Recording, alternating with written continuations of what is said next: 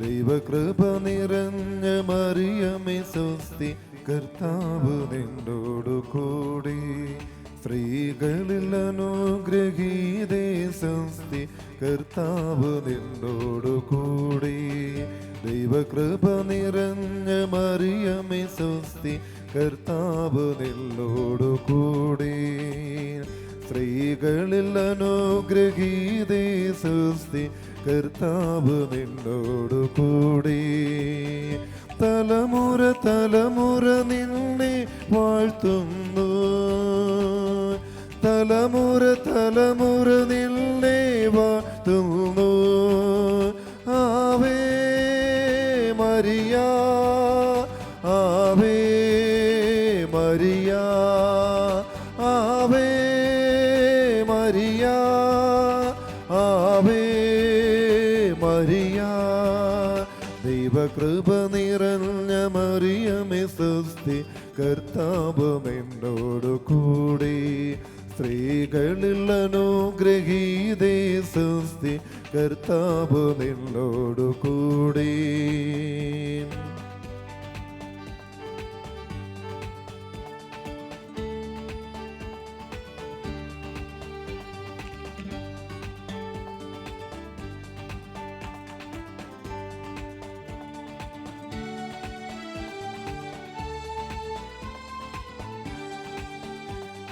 പിതാവിൻ ഹിതം നിറവേറ്റാൻ തന്നെ തന്നെ ശുദ്ധയാക്കി നീ.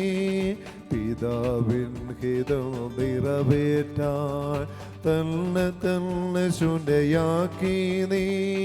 സന്തോഷമെല്ലാം ത്യജിച്ച് കുരിശുകളെല്ലാം വഹിച്ചു. സന്തോഷമെല്ലാം ത്യജിച്ച് കുരിശുകളെല്ലാം വഹിച്ചു. രക്ഷകനെ ഞങ്ങൾക്കു നൽകിയ മാതാവേ, Ave Maria, Ave Maria, Ave Maria, Ave Maria.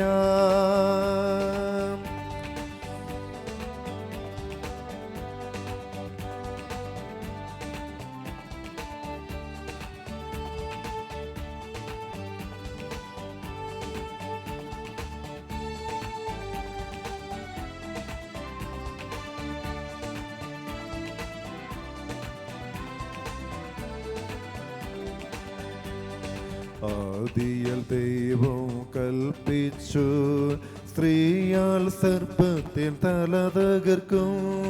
ആദിയിൽ ദൈവം കൽപ്പിച്ചു, സ്ത്രീയാൽ സർപ്പത്തിൻ തല തകർക്കും. അനാദികാലം മുൻപേ ശത്രുവിൻ സാമ്രാജ്യം തകർക്കാൻ. അനാദികാലം മുൻപേ ശത്രുവിൻ സാമ്രാജ്യം തകർക്കാൻ ദൈവം അയച്ച സ്ത്രീഹിത, സ്ത്രീഹിത. Ave Maria, Ave Maria, Ave Maria, Ave Maria.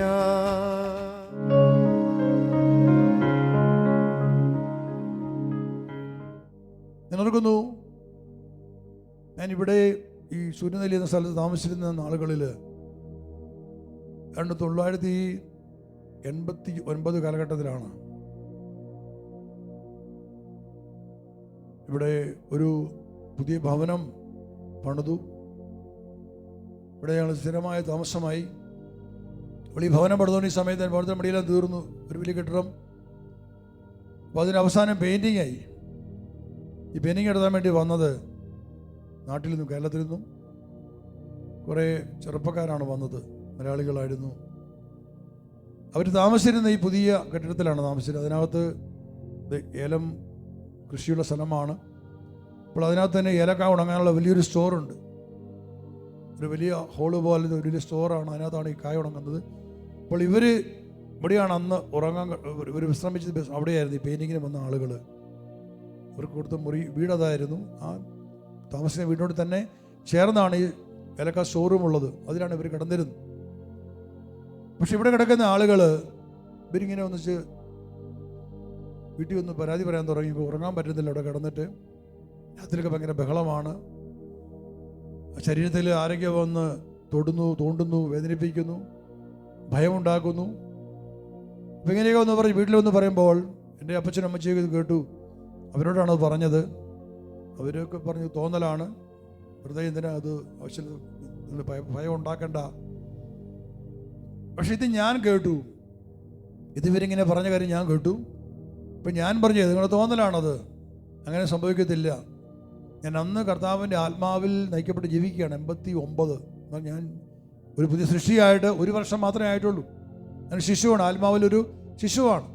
എനിക്കൊന്നും അറിയില്ല. അപ്പം ഞാൻ പറഞ്ഞു അങ്ങനെയൊന്നുമില്ല, അതൊക്കെ ചുമ്മാതെയാണ്. അപ്പോൾ എന്നോട് ഇവരുടെ നേതാവ്, ഈ വന്നിരിക്കുന്ന പെയിൻറ്റർമാരുടെ കൂട്ടത്തിലുള്ള മുഖ്യനെ ആളെന്നോട് പറഞ്ഞു, സാറ് ഒന്ന് വരണം അവിടം വരെ. ഒരു ദിവസം വന്ന് ഒരു രാത്രി 12 മണി വരെ അവിടെ ഇരിക്കാൻ പറ്റുമെന്ന് ചോദിച്ചു. ഞാൻ പറഞ്ഞു ഞാൻ വരാം. ഇവർ പറഞ്ഞ പ്രകാരം ഞാൻ അവിടെ ചെന്നു. ഇവർ പറയുന്നത് മുറിക്കകത്തൂടെ ഇവരിങ്ങനെ കാണുകയാണ്, തീ പോവുകയാണ്. ഒരു തീക്കട്ട മുറിക്കകത്തൂടെ ഇങ്ങനെ പോകുന്നു. ആൾക്കാർ കിടന്ന് കാറുന്ന സമയത്ത് അവിടെ കിടക്കുന്ന 8 പേരുണ്ട്. അവർ കിടന്ന് പേടിച്ചിട്ട് കാറുക. പിന്നെ വലിയ ശബ്ദങ്ങൾ കേൾക്കാം, അലർച്ചകൾ കേൾക്കാം. ഇങ്ങനെയൊക്കെയാണ് അവർ പറഞ്ഞത്. ഞാൻ രാത്രി 12 മണി വരെ ഞാൻ അവരുടെ കൂട്ടത്തിൽ പോയി അവിടെ ഇരുന്നു. ആ രാത്രി ഒന്നും സംഭവിച്ചില്ല, ഒരു ശബ്ദവും കേട്ടില്ല, ഒന്നും കണ്ടില്ല. അപ്പം ഞാൻ പറഞ്ഞു നിങ്ങൾ തോന്നലല്ലായിരുന്നോ? ഒന്നുമില്ലായിരുന്നു അവിടെ. ഞാൻ പറഞ്ഞു നിങ്ങൾ തോന്നലാണ്, ഒന്നും കൂടെ ഉണ്ടായിട്ടില്ല. പക്ഷേ എങ്കിലും അപ്പോൾ എന്നോട് ഈ മനുഷ്യൻ പറഞ്ഞു, സാറ് വന്നാൽ ഒന്ന് പ്രാർത്ഥിച്ചിട്ട് പോകാൻ പറഞ്ഞു. ശരിയെന്ന് പറഞ്ഞ് ഞാൻ പ്രാർത്ഥിച്ചു. എനിക്കന്ന് ബന്ധന പ്രാർത്ഥന ഒന്നും അറിഞ്ഞുകൂടാ. ഞാനിങ്ങനെ എന്തൊക്കെയോ അവിടെ താൻ മുമ്പിൽ പ്രാർത്ഥിച്ചുമേ എന്നോട് തോന്നി, അവിടെ ഇവർക്ക് സമാധാനം ജീവിക്കാൻ അനുഗ്രഹം കൊടുക്കണേ. അതിനെന്തൊക്കെ ഞാൻ പ്രാർത്ഥിച്ചത്. ഇവിടെ ഞാൻ പ്രാർത്ഥന നടത്തിയിട്ട് അവിടുന്ന് പോയി. അതിനപ്പുറത്താണ് ഞങ്ങൾ താമസിക്കുന്ന പഴയ വീട്. പിറ്റേ ദിവസം രാവിലെ ഒരു ജോലിക്കാരൻ എന്നെ വിളിച്ചു. എൻ്റെ പറഞ്ഞു, സാറിൻ്റെ അവിടെ ഉണ്ടാക്കി വെച്ചിരിക്കുന്ന ഈ ഒരു വലിയ 100 അടി നീളത്തിലും 140 അടി വീതിയിലുമുള്ള ഒരു വലിയ ഷെഡുണ്ടായിരുന്നു. ലെമൺ ഗ്രാസ് ഓയിൽ എടുക്കുന്ന, എക്സ്ട്രാക്ട് ചെയ്യുന്ന ഒരു ചെറിയൊരു വ്യവസായം, തൈലപ്പുല്ല് വാറ്റുന്ന പറയും. വലിയ ഷെഡാണ്. അത് ഉണ്ടാക്കിയിട്ട് ഒരു 2 മാസം പോലും ആയിട്ടുണ്ടായിരുന്നില്ല. പഴയത് മാറ്റിയിട്ട് പുതിയ സാധനം വലിയ നല്ല തൂണലായിട്ട് ഉണ്ടാക്കി. ഇവിടെ ഭയങ്കരമായ കാറ്റ് പിടിക്കുന്ന സ്ഥലമാണ്. ഇപ്പോൾ ഭയങ്കരമായ കൊടുങ്കാറ്റ് ആൾക്കാരെ എടുക്കുന്ന അത്രമാതിരി കാറ്റടിക്കുന്ന സ്ഥലമായിരുന്നു ഇവിടെ. അപ്പോൾ അതുകൊണ്ട് തന്നെ അത്രയും ശക്തമായ തൂണുകളാണ് ഉറപ്പിച്ച് ഈ ഷെഡ് ഉണ്ടാക്കിയിരുന്നത്. ഞാൻ ഈ പ്രാർത്ഥന നടത്തിയതിൻ്റെ പിറ്റേ ദിവസം രാവിലെ ജോലിക്കാരൊന്ന് രണ്ട് പറഞ്ഞത് ആ ഷെഡ് മറിഞ്ഞു കിടപ്പുണ്ടെന്നാണ്. ഞാൻ വേഗം ഓടി അവിടെ ചെന്നു. ഞാൻ കണ്ടത് കാട്ടാന വന്ന് തള്ളിയാൽ എങ്ങനെ ചെയ്യും അതുപോലെ ആ ഷെഡ്, അത്രയും ശക്തമായ തൂണുകളുണ്ടായിരുന്ന ആ ഷെഡ് ചെരിഞ്ഞു കിടപ്പുണ്ട്. ഒരു കാറ്റുപോലും ഉണ്ടായിട്ടുണ്ടായിരുന്നില്ല. എനിക്ക് വളരെ വേഗം വ്യക്തമായി മനസ്സിലായി, ഞാൻ നിസ്സാരമെന്ന് കരുതി ഞാൻ പോയി നിന്ന് പ്രാർത്ഥിച്ച ശത്രുവിന്റെ താവളം എത്രയോ ശക്തമായിരുന്നു. വ്യക്തമായ അടയാളം അവിടെ കർത്താവ് തന്നു. ആ വലിയ കെട്ടിടം മറിച്ച് താഴിടാൻ മാത്രം. വളരെ നിസ്സാരമായ കാര്യം അവർക്ക്. പിന്നെ അത് മുഴുവൻ പൊളിച്ചു മാറ്റേണ്ടി വന്നു വീണ്ടും ഉണ്ടാക്കിയെടുക്കാനായിട്ട്. അനുഭവങ്ങളാണ് അധ്യാപകൻ, പ്രിയപ്പെട്ടവരെ. അതിനുശേഷം ആ സ്ഥലത്ത് പിന്നെ ആ ഒരു പ്രശ്നം ഉണ്ടായിട്ടേ ഇല്ല. ഇവർ പറയുന്ന നിലവിളിയോ കരച്ചിലോ ഒന്നും പിന്നീട് കേട്ടിട്ടില്ല. പക്ഷെ ഒരു കാര്യം ഞാൻ പഠിച്ചു, ശത്രു ശക്തനാണ്, നിസ്സാരമായിട്ട് എടുക്കരുത്. അങ്ങനെ ഒരു പ്രാർത്ഥനയ്ക്ക് വേണ്ടി പോയി പ്രാർത്ഥിച്ചു കഴിഞ്ഞാൽ വലിയ സംരക്ഷണം തേടാൻ ആവശ്യമാണ്. ഇതൊക്കെ എൻ്റെ ആത്മജീവിതത്തിൻ്റെ ആ ശൈശവദശയിൽ സംഭവിച്ച കാര്യമായതുകൊണ്ട് എനിക്ക് ആരും പറഞ്ഞു തരാൻ ഉണ്ടായിരുന്നില്ല. പക്ഷെ എൻ്റെ ദൈവത്തിന് ആത്മാവിനെ പഠിപ്പിച്ചു എത്രമാത്രം ഐ ഷുഡ് ബി കെയർഫുൾ, ശ്രദ്ധാലുവായിരിക്കണം. കാരണം നമ്മൾ കാണാത്ത ഒരു ലോകമാണ്, അദൃശ്യ ലോകമാണ് ആത്മാക്കൾ ലോകം. പിശാചിനെ പിടികിടക്കുന്ന ആത്മാക്കളെ സംബന്ധിച്ചിടത്തോളം അവർ ശക്തന്മാരാണ്. സാത്താന ശക്തിയാണ് അവരിലുള്ളത്. അവർക്ക് എന്ത് ചെയ്യാനുള്ള ശക്തിയുണ്ട്. അപ്പോൾ ഇങ്ങനെയുള്ള ശല്യങ്ങളുള്ള സ്ഥലങ്ങൾ.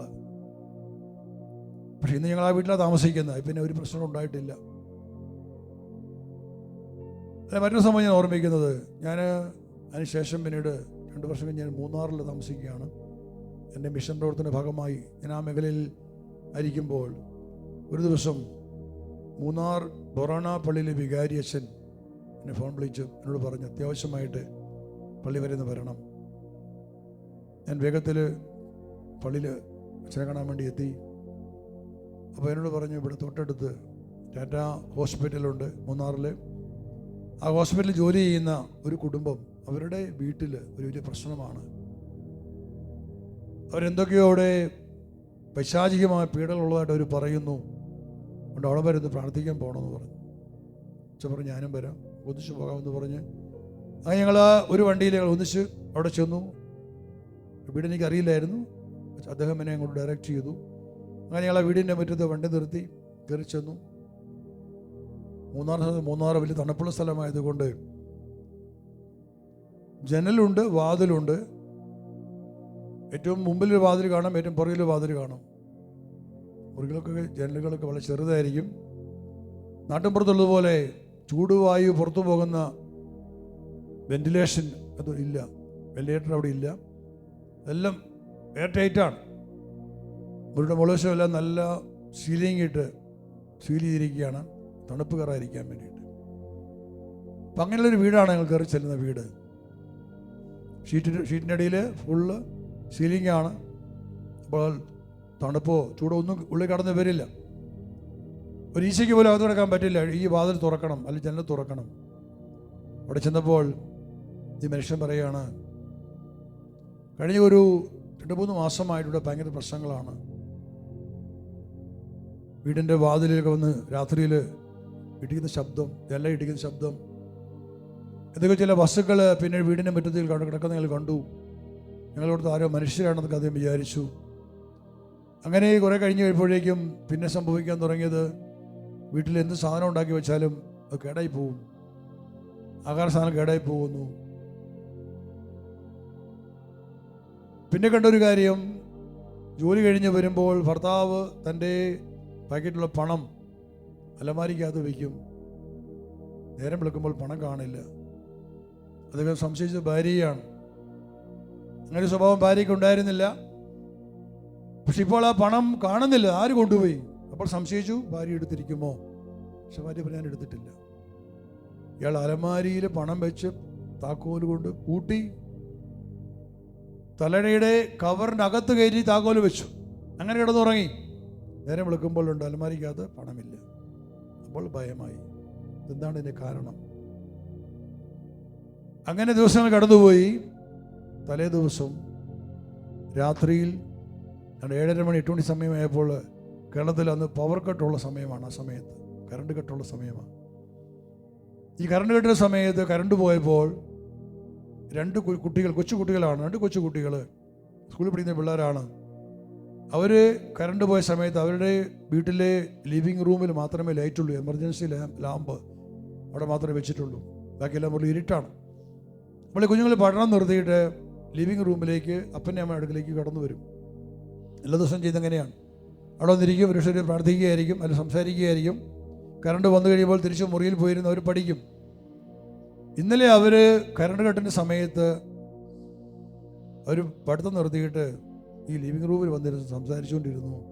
കറണ്ട് വന്ന് തിരിച്ച് മുറി ചെന്നപ്പോൾ ഇവർ കണ്ടത് തങ്ങൾ എഴുതിക്കൊണ്ടിരുന്ന പേന, 2 പേനയും കാണാനില്ല. അവിടെ 2 പുതിയ 2 പേനകൾ ഇരിപ്പുണ്ട്, ഒരു കണ്ടിട്ടില്ലാത്ത 2 പേന.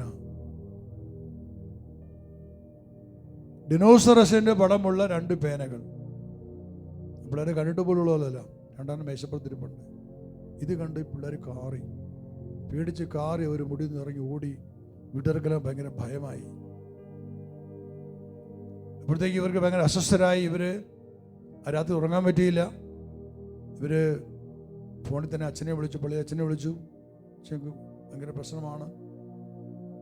അദ്ദേഹം പറഞ്ഞു നാളെ വരാം. അങ്ങനെയാണ് പിറ്റേ ദിവസം ഞങ്ങളോട് ചെല്ലുന്നത്.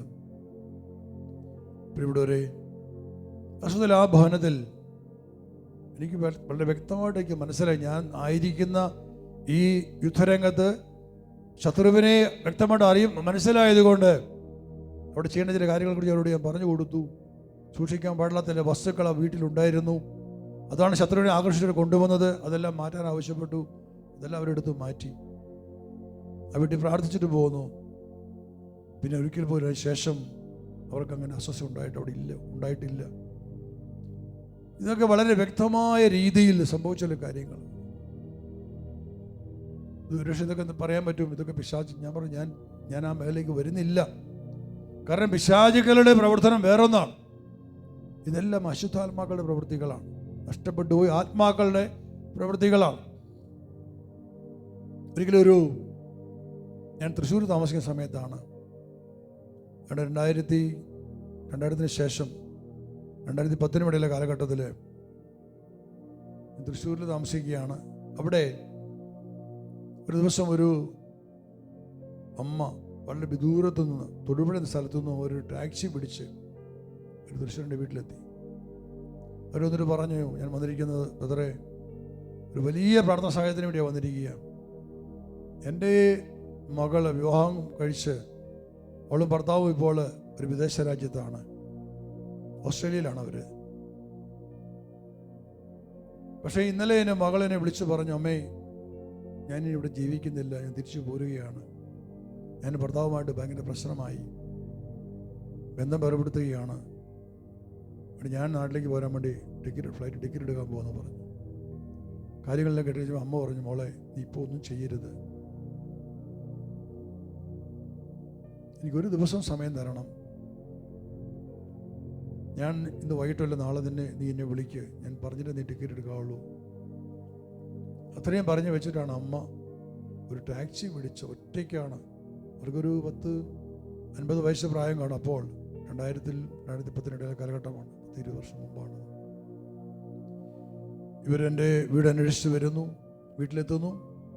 വന്നിട്ട് പറഞ്ഞു, ബ്രദറെ എൻ്റെ മകളുടെ ജീവിതം തകർന്നു, കുടുംബം തകർന്നു, ഇനി ആൾക്കോട്ട് ജീവിക്കാൻ പറ്റില്ലെന്നാണ് പറയുന്നത്. എന്താണ് കാരണം? കാരണം ഇതാണ്, കുറേ നാളുകളായിട്ട് ഇവൾ എന്തു ഭക്ഷണം ഉണ്ടാക്കി വെച്ചാലും അത് കേടായിപ്പോവും. എത്ര സൂക്ഷിച്ച് ശ്രദ്ധയോടെ ഭക്ഷണം ഉണ്ടാക്കി മേശപ്പുറത്ത് വെച്ചാലും ശരി, ഭർത്താവ് ഭക്ഷണം കഴിക്കാൻ വരുമ്പോൾ ആ ഭക്ഷണത്തിന് മുഴുവൻ തലമുടി കിടക്കും. ഇതിങ്ങനെ നിരന്തരമായി കഴിഞ്ഞപ്പോൾ കുടുംബത്തിൽ വഴക്കായി, ദേഷ്യമായി, വെട്ടിത്തെറിയ. കാരണം ജോലിക്ക് പോകുന്ന ഭർത്താവ് ഭാര്യയുടെ ശ്രദ്ധക്കുറവ് കൊണ്ടാണെന്ന് കുറ്റപ്പെടുത്താൻ തുടങ്ങി. നിരന്തരമായി കഴിഞ്ഞപ്പോൾ വലിയ കലഹമായി, അവിടെ വഴക്കായി, അടിയായി, വലിയ പ്രശ്നങ്ങളായി. അവസാനം സ്ത്രീ മടുത്തു, ഭാര്യ മടുത്തു. ഇവിടെ പറഞ്ഞു, എനിക്കിന്നോട് ജീവിക്കാൻ നിവൃത്തിയില്ല, ഞാൻ പോവുകയാണ്. അങ്ങനെയാണ് അമ്മയെ വിളിച്ചു പറയുന്നത്. ഈ അമ്മ ഇത് പറഞ്ഞുകൊണ്ട് കരയാണ്, എങ്ങനെ എൻ്റെ കുടുംബത്തെ രക്ഷിക്കണം, മകളുടെ ജീവിതം രക്ഷിക്കണം. ഓസ്ട്രേലിയ നമ്മൾ എത്രയോ മൈൽ ദൂരെയാണ്. ഞാൻ പറഞ്ഞു, അമ്മ വിഷമിക്കേണ്ട, നമ്മുടെ കർത്താവ് ശക്തനാണല്ലോ, പ്രാർത്ഥിക്കാം. ആ നിമിഷം ഇങ്ങനെയാണ് പ്രാർത്ഥിച്ചത്. ഓസ്ട്രേലിയയിലെ ഭവനത്തിൽ താമസിക്കുന്ന ഈ അമ്മയുടെ മകളും മരുമകനും മക്കളും ആ കുടുംബത്തിലേക്ക് ദൈവത്തിൻ്റെ ആത്മാവെ കടന്നു ചെല്ലണമേ. അവിടെ പ്രശ്നങ്ങൾ സൃഷ്ടിച്ചുകൊണ്ടിരിക്കുന്ന എല്ലാ ആത്മാക്കളെ, എല്ലാ അശുദ്ധാത്മാക്കളെ യേശുക്രിസ്തുവിൻ്റെ നാമത്തിൽ ഞാൻ ബന്ധിക്കുന്നു. കർത്താവിൻ്റെ വചനമുണ്ട്, മത്തായി 16:19, ഈ ഭൂമിയിൽ നീ കെട്ടുന്നതെല്ലാം സ്വർഗ്ഗത്തിൽ കെട്ടപ്പെട്ടിരിക്കും, ഈ ഭൂമിയിൽ നീ അഴിക്കുന്നതെല്ലാം സ്വർഗ്ഗത്തിൽ അഴിക്കപ്പെട്ടിരിക്കും. ആ വചനത്തിലും അധികാരത്തിലും ബന്ധിച്ച് പ്രാർത്ഥിക്കുകയാണ്. ഈ പ്രാർത്ഥന കഴിഞ്ഞു. ഞാൻ പറഞ്ഞു, നമ്മുടെ പൊക്കളാൻ പറഞ്ഞു, ബാക്കി കർത്താവ് നോക്കിക്കോളൂ. ഈ സ്ത്രീ അവിടെ നിന്ന് പോയി. പ്രിയപ്പെട്ടവരെ, അത്ഭുതമാണ് സംഭവിച്ചത്. ആ ഭവനത്തിൽ അതുവരെ പ്രശ്നമുണ്ടായിക്കൊണ്ടിരുന്ന ആ അന്തരീക്ഷ ശക്തിയിൽ അന്ധകാര അശുദ്ധാത്മാക്കൾ ബന്ധിക്കപ്പെട്ടപ്പോൾ അവിടുത്തെ കലഹം മാറി, അവിടുത്തെ പ്രശ്നങ്ങൾക്ക് പരിഹാരമായി, സമാധാനമായി. പിന്നെ ഒരു മാസം കഴിയുമ്പോഴാണ് ഈ അമ്മയിൽ നിന്നും എനിക്കൊരു സന്ദേശം ലഭിക്കുന്നത്. പ്രാർത്ഥന ഒത്തിരി നന്ദി ബ്രദറെ, ആ പ്രാർത്ഥനയോടുകൂടി അവിടുത്തെ പ്രശ്നങ്ങൾക്കെല്ലാം പരിഹാരമായി. ഇന്നെൻ്റെ മകളും മരുമകനും സന്തോഷമായിട്ടാണ് ജീവിക്കുന്നത്, ഒത്തിരി നന്ദി എന്ന് പറഞ്ഞുകൊണ്ട് ആ അമ്മ മറ്റൊരു വ്യക്തിവശം ഒരു കത്ത് കൊടുത്തു വിട്ടു. എത്രയോ അത്ഭുതമാണ് ദൈവം ചെയ്തത്. ആ ഒരു മേഖലയെക്കുറിച്ച് അറിവുള്ളത് കൊണ്ട്, അത് അശുദ്ധാത്മാക്കൾ അറിവുള്ളത് കൊണ്ട് അവനെ ബന്ധിക്കാൻ സാധിച്ചു. അപ്പോൾ അറിവില്ലാതെ എങ്ങനെ ബന്ധിക്കും? വ്യക്തമായ ദൈവത്തിൻ്റെ ആത്മാവിൽ ഞാൻ പഠിച്ച 1989 മുതൽ പഠിക്കാൻ തുടങ്ങിയ ആത്മാക്കളുടെ മേഖലയെക്കുറിച്ചുള്ള രഹസ്യങ്ങൾ അതെൻ്റെ ജീവിതത്തിൽ എനിക്ക് അനുഭവങ്ങളായിരുന്നു. മറ്റൊരു കുടുംബം കാനഡയിൽ ഒരു ഭാര്യയും ഭർത്താവും. അവർ വിവാഹം കഴിച്ച് അധികം കാലമായിട്ടുണ്ടായിരുന്നില്ല. അവർ കാനഡയിൽ ചെന്ന് കഴിഞ്ഞപ്പോൾ അവിടെ ഭയങ്കര വഴക്കായി. രണ്ടുപേർക്കും ജീവിക്കാൻ നിവൃത്തിയില്ല, തിരിച്ചു പോകണം, രണ്ടുപേർക്കും സെപ്പറേറ്റ് ചെയ്യണം. പക്ഷെ രണ്ടുപേർക്കും സ്നേഹമാണ്, അവർക്ക് മാറിപ്പോകാൻ ആഗ്രഹമില്ല താനും. ആ രണ്ടുപേരും എന്നോട് ഫോണിലൂടെ സംസാരിക്കുക, എന്നെ വിളിച്ചിട്ട് പറയുക, ഞങ്ങൾക്ക് മാറിപ്പോകാൻ യാതൊരു ആഗ്രഹവുമില്ല, പക്ഷെ ഞങ്ങൾക്ക് ഒരു നിവൃത്തിയില്ല ബ്രദറെ, ഞങ്ങൾ ചുമ്മാ വഴക്കുണ്ടാക്കുകയാണ്, വെറുതെ കലഹമാണ്, സമാധാനമില്ല കുടുംബത്തിൽ, ഇങ്ങനെ എങ്ങനെയാണ് ജീവിക്കുന്നത്? ഞങ്ങൾക്ക് ഒന്ന് പ്രാർത്ഥിക്കണമേ. ഞാൻ പറഞ്ഞു, നിങ്ങളെ ഞെരുക്കുകയും പിടിപ്പിക്കുകയും ചെയ്യുന്നു നിങ്ങളല്ല, അശുദ്ധാത്മാക്കളാണത്. നിങ്ങളുടെ തലമുറകളും നിങ്ങൾ ആയിരിക്കുന്ന ദേശത്തെ ഭരണം നടത്തുന്ന അശുദ്ധാത്മാക്കളുമാണ്. യേശുക്രിസ്തുവിന്റെ നാമത്തിൽ ആ അശുദ്ധാത്മാക്കൾ, ദുരാത്മാക്കളെ ബന്ധിച്ചു പ്രാർത്ഥിച്ചു. ഒരു മാസം കഴിഞ്ഞപ്പോൾ എനിക്ക് അവരുടെ വീണ്ടും ഒരു ഫോൺ കോൾ കിട്ടുകയാണ്. ബ്രദറെ നന്ദി, ആ പ്രാർത്ഥനയ്ക്ക് ശേഷം ഞങ്ങൾ വലിയ സ്നേഹത്തിലാണ്, ഞങ്ങളിൽ യാതൊരു വഴക്കുമില്ല, കലഹവുമില്ല. പ്രിയമുള്ളവരെ, അദൃശ്യമായ ആ അന്ധകാര ശക്തികളെ ബന്ധിക്കപ്പെട്ടപ്പോൾ അവിടെ ദൈവത്തിൽ ആത്മാവ് കടന്നു പോന്നു, അവർക്ക് സമാധാനമുണ്ടായി. വാസ്തവത്തിൽ ഈ മേഖലയെക്കുറിച്ചുള്ള അറിവില്ലായ്മ, അജ്ഞത അത്ര വലിയ നാശമാണ് വരുന്നത്. ഇന്നും വിവാഹബന്ധം വേർപെടുത്താൻ വേണ്ടി നിൽക്കുന്ന ഭാര്യ ഭർത്താക്കന്മാർ, ഒന്നിൽ ഭാര്യയുടെ ഭർത്താവായിരിക്കാം, വിളിച്ചു പറയും വലിയ പ്രശ്നമാണ്. ഒന്നിൽ ഭാര്യ ഭയങ്കര പ്രശ്നക്കാരിയാണ്, അല്ലെ ഭർത്താവ് പ്രശ്നക്കാരനാണ്, അന്യസ്ത്രീകളുമായുള്ള ബന്ധമോ മദ്യപാനമോ പലതരത്തിലുള്ള പ്രശ്നങ്ങളാണ് കുടുംബത്തെ തകർത്തുകൊണ്ടിരിക്കുന്നത്. അതുകൊണ്ട് ബന്ധം വേർപെടുത്താൻ പോവുകയാണ്. ഇന്ന് വരെ ഒരു ബന്ധം പോലും വേർപെടുത്താൻ കർത്താവ് ഇടവരുത്തിയിട്ടില്ല എൻ്റെ ജീവിതത്തിൽ. ഞാൻ ആർക്കെല്ലാം വേണ്ടി പ്രാർത്ഥിച്ചിട്ടുണ്ടോ? കാരണം അവിടെയെല്ലാം ഞാൻ പറയുന്നൊരു മരുന്നുണ്ട്. തലമുറയ്ക്ക് വേണ്ടി പ്രാർത്ഥിക്കുക, ആത്മാക്കൾക്ക് വേണ്ടി പ്രാർത്ഥിക്കുക, ജപമാല ചൊല്ലി പ്രാർത്ഥിക്കുക. ഒന്നുകിൽ ഭർത്താവാണ് പ്രശ്നക്കാരെങ്കിൽ ഞാൻ ഭാര്യയോട് പറയും, നിങ്ങളൊന്നും സംസാരിക്കരുത്, കലഹിക്കാൻ പോകരുത്, എന്തെല്ലാം തർക്കം വന്നാലും ശരി, കുറ്റം ആരോപിച്ചാലും നിശബ്ദത പാലിക്കുക. രണ്ട് കൈ കൂട്ടി അടിക്കുമ്പോൾ ആ ശബ്ദം കേൾക്കുന്ന കാരണന്മാർ പറയില്ലേ, അതുകൊണ്ട് രണ്ട് കൈ കൂട്ടി അടിക്കരുത്, ഒരു കൈ അടിച്ചോട്ടെ, നിങ്ങൾ നിശബ്ദത പാലിക്കുക. ഇനി ഭാര്യ പ്രശ്നക്കാരിയാണ്, ഭർത്താവിന് സമാധാനം വേണമെങ്കിലോ ഞാൻ ഭർത്താവിനോട് പറയും, നിങ്ങൾ കലഹിക്കരുത്, നിങ്ങൾക്ക് ഒരിക്കലും തല്ലി ഭാര്യയെ മാറ്റാൻ പറ്റില്ല. കാരണം സാത്താൻ അവിടെ നിൽക്കുന്നത് അശുദ്ധാത്മാക്കളാണ്, അവർ കീഴടങ്ങുമ്പോൾ പ്രശ്നങ്ങളാണ്. അതുകൊണ്ട് അവർ കീഴ്പ്പെടണം. അതിനുള്ള മാർഗം പ്രാർത്ഥനയാണ്. അതുകൊണ്ട് നിങ്ങൾ ജപമാല ചൊല്ലി പരിശുദ്ധമ്മയോട് പ്രാർത്ഥിക്കണം. ഒരു 150 മണി ചൊല്ലി പ്രാർത്ഥിച്ചു. ഇപ്രകാരം ഉള്ള മരുന്ന് കൊടുത്ത ആളുകൾ, പ്രാർത്ഥനയുടെ മരുന്ന്, എത്രയോ ആളുകൾ, എത്രയോ കുടുംബങ്ങൾ രക്ഷപ്പെട്ടു, എത്രയോ വ്യക്തികളാണ്. ചില കാര്യങ്ങളിൽ കൂടുതൽ പ്രാർത്ഥന ആവശ്യമുണ്ട്. കാരണം ഇതിനെല്ലാം പിന്നിൽ നിൽക്കുന്ന ആത്മാക്കൾ, അത് ആരാണ് ഈ ആത്മാക്കൾ എന്ന് പറയുന്നത്? അന്യരാരുമല്ല. ഒരുവന്റെ ജീവിതത്തിൽ പ്രശ്നമുണ്ടാക്കാൻ വരുന്നത് പുറത്തുള്ള ആത്മാക്കൾ വരില്ല, അവർക്കൊന്നും വരാൻ പറ്റില്ല. നിന്റെ രക്തവുമായി ബന്ധപ്പെട്ട് ജീവിച്ച് മരിച്ചുപോയ നിന്റെ തലമുറകൾ തന്നെ നിനക്കെതിരെ നിൽക്കുന്നത്. ആണ് സത്യം. അപ്പോൾ ചോദിക്കുമ്പോൾ അതെങ്ങനെ സാധിക്കുന്നത്? അതെങ്ങനെയാണ്? കാരണന്മാരൊക്കെ നമ്മളെ പഠിപ്പിക്കാൻ വരുമോ? അവർക്ക് സുബോധം ഉണ്ടായിട്ട് വേണ്ടേ ശാന്തമായിട്ടിരിക്കാൻ? കർത്താവിന്റെ കൽപ്പന ലംഘിച്ച് പാപം ചെയ്ത് മരിച്ചു പോയിട്ട് പിശാചിനെ പിടിപെട്ട് കഴിഞ്ഞാൽ അവൻ സുബോധമില്ലാത്തവനാണ്. അവന് സുബോധമില്ല, അവൻ അറിയില്ല എന്താ ചെയ്യുന്നത്. അവൻ വെറും അടിമയാണ്. അവൻ അറിവില്ല താൻ എന്താ ചെയ്യുന്നത്. കാരണം അവന് ഭരിക്കുന്ന സാത്താനാണ്. ആരാണ് ഈ സാത്താൻ എന്ന് പറഞ്ഞത്? ആദ്യത്തെ ഔവയും മനുഷ്യ പുരാണ സർവ്വം എന്ന സാത്താൻ. അവനാണ് തലവൻ. അവന്റെ ശക്തിയാണ് ഈ ആത്മാക്കളുടെ മേലുള്ളത്, ഈ അശുദ്ധാത്മാക്കളുടെ മേലുള്ളത്. അത് ഈ പറയുന്ന പൂർവ്വപിതാക്കന്മാർ, നമ്മുടെ തന്നെ തലമുറകൾ, പ്രിയപ്പെട്ടവരെ, പ്രത്യേകിച്ചും 1-ാം പ്രമാണ ലംഘനം നടത്തി ജീവിച്ച് മരിച്ചുപോയ പിതാക്കന്മാരെ നഷ്ടപ്പെട്ടവരാണ്. കർത്താവിന്റെ വചനത്തിനെതിരായി ജീവിച്ച് പാപം ചെയ്ത് മരിച്ച പിതാക്കന്മാർ നഷ്ടപ്പെട്ടവരും അടിമകളുമാണ്. ബൈബിളിലെ പുസ്തകമാണ് വിലാപങ്ങളുടെ പുസ്തകം 5-ാമത്തെ അധ്യായം 7-ാമത്തെ വചനം. ഇങ്ങനെ പറഞ്ഞിരിക്കുകയാണ്, ഞങ്ങളുടെ പിതാക്കന്മാർ അവിടത്തേക്കെതിരായി പാപം ചെയ്തു, അവർ മരിക്കുകയും ചെയ്തു, ഞങ്ങൾ അവരുടെ അകൃത്യങ്ങൾ വഹിക്കുന്നു, അടിമകൾ ഞങ്ങളെ ഭരിക്കുന്നു, അവരുടെ കയ്യിൽ ഞങ്ങളെ രക്ഷിക്കുവാൻ ആരുമില്ല. ഞങ്ങളുടെ പിതാക്കന്മാർ അവിടത്തേക്കെതിരായി പാപം ചെയ്തു, അവർ മരിക്കുകയും ചെയ്തു, ഞങ്ങൾ അവരുടെ അകൃത്യങ്ങൾ വഹിക്കുന്നു, അടിമകൾ ഞങ്ങളെ ഭരിക്കുന്നു. കർത്താവേ, ഞങ്ങളെ രക്ഷിക്കാൻ ആരുമില്ല അവരുടെ കയ്യിൽ നിന്നും. ശ്രദ്ധിക്കണമേ ആ വചനം. ഇസ്രായേലിനെ അടിമകൾ ഭരിച്ചിട്ടില്ല. ഇസ്രായേൽ അടിമകളായിരുന്നു. അവർ പലപ്പോഴും അടിമത്തിൽ ജീവിക്കേണ്ടി വന്നു. ഇസ്രായേൽക്കാർ ജീവിക്കേണ്ടി വന്നിട്ടുണ്ട്. അവർ ഭരിച്ചതൊക്കെ ശക്തന്മാരെ രാജാക്കന്മാരൊക്കെയാണ് അവരെ ഭരിച്ചത്. ഒന്നുകിൽ പറവയോ അല്ലെ പിന്നെ അതിന് ശേഷമുള്ള കാലഘട്ടങ്ങളിലും പല രാജാക്കന്മാരും ഇസ്രായേലിനെ പീഡിപ്പിച്ചിട്ടുണ്ട്, അടിമകളാക്കി മാറ്റിയിട്ടുണ്ട്. പക്ഷേ വചനം പറയാണ്, അടിമകൾ ഞങ്ങളെ ഭരിക്കുന്നു. എന്താണ് അവർ ആദ്യം പറഞ്ഞത്? ഞങ്ങളുടെ പിതാക്കന്മാർ അവിടത്തേക്കെതിരായി പാപം ചെയ്തു. പിതാക്കന്മാർ പാപം ചെയ്തു, അവർ മരിക്കുകയും ചെയ്തു. അവർ മരിച്ചുപോയി. പാപം ചെയ്ത പിതാക്കന്മാർ മരിച്ചുപോയി.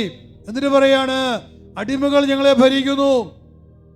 ഈ അടിമകൾ പ്രിയപ്പെട്ടവരെ പാപം ചെയ്തു മരിച്ചുപോയ, നഷ്ടപ്പെട്ട് സാത്താൻ അടിമത്തിൽ കിടക്കുന്ന അടിമകളാണ് ഞങ്ങളെ ഭരിക്കുന്നത്. മനുഷ്യരല്ല, അശുദ്ധാത്മാക്കളാണ് ഞങ്ങളെ ഭരിക്കുന്നത്. എന്നിട്ട് പറയാണ്, അവരുടെ കയ്യിൽ നിന്ന് ഞങ്ങൾ രക്ഷിക്കാൻ ആരുമില്ല. ആർക്കും സാധിക്കത്തില്ല, യേശുക്രിസ്തുവിനല്ലാതെ. ക്രിസ്തുവിന് മുമ്പുള്ള ജനത്തിന്റെ പ്രാർത്ഥനയാണത്. ക്രിസ്തുവിനെ മാത്രമേ രക്ഷിക്കാൻ പറ്റൂ. കാരണം യേശു ക്രിസ്തു പാപത്തെയും മരണത്തെയും നരകത്തെയും സാത്താനെയും ജയിച്ചവനായതുകൊണ്ട് ക്രിസ്തുവിന്റെ നാമത്തിൽ വിശ്വസിക്കുന്നവന്, അവൻ വിശ്വസിച്ച് പ്രാർത്ഥിക്കുമ്പോൾ ഈ അശുദ്ധാത്മാക്കൾ രക്ഷപ്പെടുത്തൽ കിട്ടും. അതിനോട് ചെയ്യേണ്ട മാർഗം ഇതാണ്. ഇങ്ങനെ നഷ്ടപ്പെട്ടു പോയ പിതാക്കന്മാരുടെ ആത്മാക്കൾക്ക് വേണ്ടി നിലവിളിക്കുന്നതിന് പ്രാർത്ഥിക്കുക, കണ്ണീരോടെ പ്രാർത്ഥിക്കുക. അവരുടെ പാപം ക്ഷമിക്കണമേ എന്ന്. നഷ്ടപ്പെട്ട ഒരു അശുദ്ധാത്മാവിന് പ്രാർത്ഥിക്കാൻ സാധിക്കത്തില്ല. ഒരു നോർമലായ ഒരു ആത്മാവ്, ഒരു അശുദ്ധാത്മാവ് അല്ലാതൊരു നോർമൽ ആത്മാവിന് പ്രാർത്ഥിക്കാൻ സാധിക്കും. എന്നാൽ ഒരു അശുദ്ധാത്മാവിന് പ്രാർത്ഥിക്കാനേ സാധിക്കത്തില്ല. അവൻ ദൈവമായിട്ട് യാതൊരു ബന്ധവുമില്ല. നശിപ്പിക്കുക എന്നത് മാത്രമാണ് അവൻ്റെ ദൈവം. എന്ന് പറഞ്ഞാൽ സാത്താൻ അവന് കൊടുത്തിരിക്കുന്ന പ്രവൃത്തി അതാണ്, നശിപ്പിച്ചു കളയെല്ലാം. അതുകൊണ്ട് തന്നെ അവിടെ രക്തബന്ധത്തിൻ്റെ പ്രസക്തിയില്ല. അവന് ഞാൻ ആദ്യം പറഞ്ഞതുകൊണ്ടാണ് സുബോധമില്ല എന്ന് പറഞ്ഞത്. അവൻ അറിയില്ല താൻ ആർക്കെതിരെയാണ് നിൽക്കുന്നത്, താൻ എന്താ ചെയ്യുന്നത് അവൻ അറിയുന്നില്ല. കാരണം അവൻ ഒരു റബ്ബർ സ്റ്റാമ്പാണ്, പിശാചിൻ്റെ അടിമയാണ് അവൻ. അവന് സ്വന്തമായിട്ടൊന്നും വ്യക്തിത്വമൊന്നുമില്ല. പിശാചിൻ്റെ ശക്തി അവനെ നയിക്കുകയാണ്. അത് അക്രമമോ അനീതിയോ കൊലപാതകമോ പാപമോ എന്തും ചെയ്യുവാനായിട്ട് അവന് മടിയില്ല. അപകടമുണ്ടാക്കാം, വണ്ടി അപകടമുണ്ടാക്കാം, കൃഷിനാശമുണ്ടാക്കാം, കുടുംബ തകർച്ചയുണ്ടാക്കാം, കലഹമുണ്ടാക്കാം. അവനൊരു മയവിലൂടെ നശിപ്പിക്കുക. സാത്താൻ്റെ നിയമം അതാണ്. ഇങ്ങനെയുള്ള ആത്മാക്കൾ നമുക്കെതിരായിട്ട് നിൽക്കുമ്പോൾ ഇത് അറിവില്ലാത്ത മനുഷ്യൻ ആക്രമിക്കപ്പെടുകയാണ്. എന്തുകൊണ്ടാണ് ആളുകൾ, മദ്യപാനത്തിന് അടിമകളായ ആളുകൾ ധ്യാനങ്ങൾ കൂടുമ്പോൾ മദ്യപാനം നിർത്തുന്നത് എന്തുകൊണ്ടാണ്? ചില ആളുകൾ ചികിത്സിക്കാൻ പോകാറുണ്ട്, മദ്യപാനം പ്രാർത്ഥിച്ച് മാറാത്ത ചികിത്സ എടുക്കുന്നവരുണ്ട്. പക്ഷെ ഒട്ടുമിക്ക ആളുകളും പറയാറുണ്ട്, പ്രാർത്ഥിച്ചു കഴിയുമ്പോൾ പിന്നെ മദ്യപിക്കാൻ പറ്റുന്നില്ല, തോന്നുന്നില്ല. പ്രാർത്ഥനയിൽ നിന്ന് അകന്നു പോയി കഴിയുമ്പോൾ വീണ്ടും പോകുന്നു, മദ്യപിച്ചു പോവുക, പിന്നെ മുഴുവൻ കുടിയാണ്. പല ആൾക്കാരും പറയാൻ കേട്ടിട്ടുണ്ട്. അതെന്തുകൊണ്ടാണ് പ്രിയപ്പെട്ടവരെ? പ്രാർത്ഥിച്ചു കഴിയുമ്പോൾ മദ്യം കുടിക്കാനുള്ള താല്പര്യം വിട്ടുപോകുന്നത്? ദൈവത്തിൻ്റെ ശക്തി പ്രാർത്ഥിക്കുന്നതിൽ കടന്നു വരും.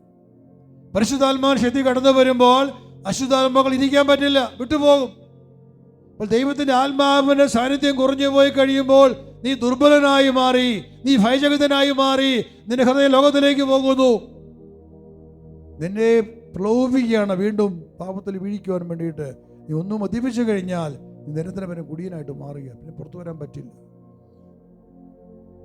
ഇതാണ് ആത്മാക്കൾ ചെയ്തുകൊണ്ടിരിക്കുന്നത്. ഈ ആത്മാക്കളെ കുറിച്ച് മനസ്സിലാക്കി അവരെ രക്ഷയ്ക്ക് വേണ്ടി പ്രാർത്ഥിക്കാൻ തയ്യാറായാൽ വലിയ വിടുതൽ സമൂഹത്തിനുണ്ടാകും.